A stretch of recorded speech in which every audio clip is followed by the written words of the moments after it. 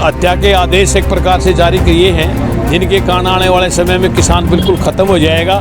सरकार के, मोदी के, खट्टर सरकार के 3 अध्यादेश के खिलाफ आंदोलन है। सरकार ने बिल्कुल तानाशाही शुरू कर दी है। दुष्यंत चौटाला जी कह रहे थे अगर एमएसपी रेट पर नहीं खरीदी गई तो मैं इस्तीफा दे दूंगा। मंडियों में एमएसपी रेट पर किसान की फसल नहीं बिक रही। पिछले दिनों इस सरकार ने जो 3 काले कानून, जिनको हम ये कह सकते हैं कि ये किसानों की मतलब हत्या के आदेश एक प्रकार से जारी किए हैं, जिनके कारण आने वाले समय में किसान बिल्कुल ख़त्म हो जाएगा। उसके लिए किसी तरह का जिंदा रहने का उसके लिए कोई जगह नहीं रह पाएगी। उनको लेकर किसान लगातार प्रदेश और प्रदेश में आंदोलित है और उसी के ऊपर एक आज ये 5 तारीख को 12 से लेकर 4 बजे तक की हाईवे जाम की एक कॉल दी गई थी। उसी को आज पूरा करने के लिए सिरसौद बिचपड़ी में हम इस हाईवे को 52 नंबर को जाम किए हुए हैं। और मुख्य मांगे तो वही है कि वे किसानों के खिलाफ जो 3 काले कानून लाए गए हैं, इनको वापस लिया जाए। और अगर इसको वापस नहीं लेते बल्कि इनके अंदर एक लाइन जोड़ दी जाए कि वे किसान की फसल को एमएसपी से कम रेट में अगर कोई खरीदे तो उसको कानूनन उसको सज़ा का प्रावधान हो और एमएसपी का लगातार बना रहे। और ये जो एपीएमसी एक्ट है, मंडियाँ ख़त्म ना हो, इस तरह के अगर ये 2 लाइनें इसमें लिख देते हैं किसानों को कोई दिक्कत नहीं है। लेकिन ये लोग इस चीज़ को लिखना चाहते नहीं, क्योंकि इन्हीं चीज़ों को ख़त्म करने के लिए इन्होंने ये कानून बनाए हैं। आज का आंदोलन ये सरकार के, मोदी के, खट्टर सरकार के 3 अध्यादेश के खिलाफ आंदोलन है और ये लगभग पूरे भारत में है। और ये सरकार, हम किसान मांग करते हैं कि 3 अध्यादेश कानून वापस ले और किसानों के साथ सरकार न्याय करे। रोड जाम की प्रक्रिया है। सरकार जो 3 काले कानून लेके आई है किसान को बर्बाद करने के लिए, किसान लगातार 2 महीने से रोड पे बैठा है और सरकार कुंभकर्ण की नींद भी सोई हुई है। 3 काले कानून जो लेके आई है उसमें किसान का बड़ा नुकसान होगा। एक और कानून लेके आई है जो किसान पराली जलाएगा उसको 1 करोड़ रुपए का जुर्माना और 5 साल की सजा जेल होगी। वे ऐसे कानून लेके आ रही है सरकार। वे इससे अच्छा दोस्त जो किसान मांग कर रहे हैं, वे जो ये 3 कानून है इसमें एक कानून और जोड़ दिया जाए। जो एमएसपी रेट पर सरकार फसल खरीदेगी किसान की, उसमें एक कानून और जोड़ दिया जाए, वे एमएसपी की गारंटी होगी।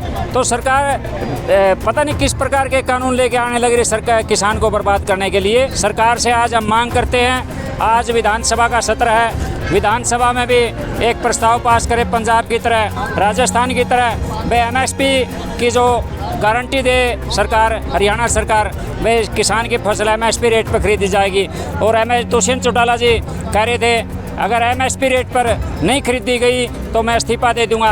आज मंडियों में जा कर के देखे कोई इनका प्रतिनिधि, यहाँ मंत्री बैठे हैं, विधायक बैठे हैं सरकार के, मंडियों में एमएसपी रेट पर किसान की फसल नहीं बिक रही। किसानों का एक कंडीशन कमेटी है, अखिल भारतीय संघर्ष समन्वय समिति, उसके आह्वान पर पूरे देश में आज का आंदोलन है। ये 4 घंटे का आंशिक बंद है और इस बंद के दौरान सरकार से जो किसानों की जो लगातार जो संघर्ष चल रहा है उसको लेके ये मांग है कि ये काले कानून वापस किए जाएं।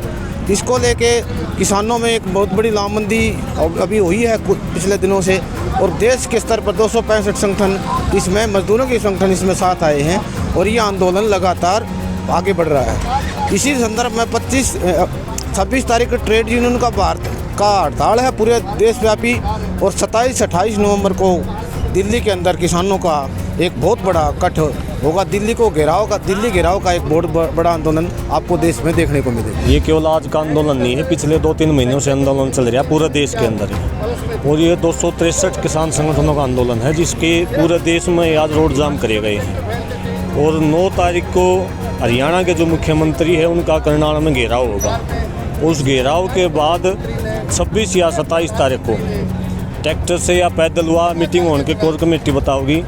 26-27 तारीख को ये जो 3 काले कानून सरकार ने बना दिए हैं, जो किसानों का जो डेथ वारंट लिख दिया है उसके खिलाफ में लोग सड़कों के ऊपर बैठे हैं।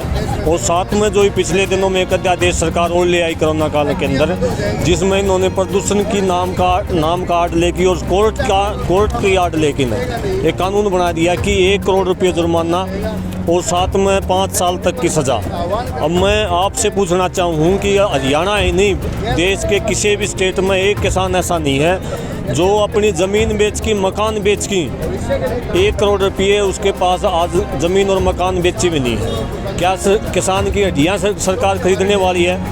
कहने का मतलब ये है कि सरकार ने बिल्कुल तानाशाही शुरू कर दी है और बहुत ही घटिया किस्म के जो अंग्रेज लोग भी इसे कानून नहीं बना रहे।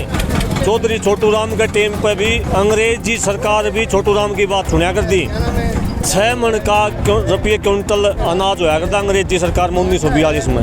6 मन पे सीधा 6 रुपये किलो था, 6 रुपये का हिसाब था, मन का हिसाब था, 11 रुपये कर दिया था छोटू राम का कहने पर। लेकिन ये लोग तो फसलों के रेट बढ़ाना तो रही दूर की बात, ऊपर से जो अलग से अलग काले कानून लागू करे हैं, जिसमें अगर किसान ये 4 साल लेकर के ये कानून बने रहे, किसान नाम की चीज़ इस देश में नहीं बचेगी। केवल 2 घराने बचेंगे, अंबानी और अडानी, इसके अलावा कोई भी नहीं बचेगा।